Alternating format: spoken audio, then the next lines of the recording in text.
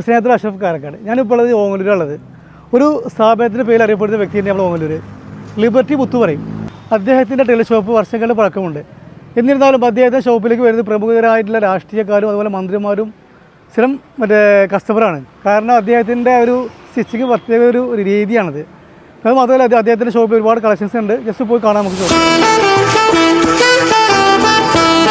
മുത്തുക്ക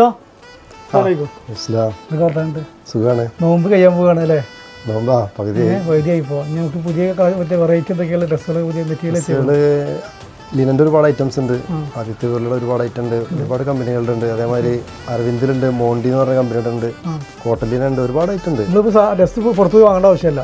ഇല്ല, നമ്മുടെ അടുത്ത് വന്നു കഴിഞ്ഞാൽ അതിൻ്റെതായ എല്ലാ സെറ്റപ്പും ഉണ്ട്. പാന്റ് ഉണ്ട്, ധോത്തീസ് ഉണ്ട്.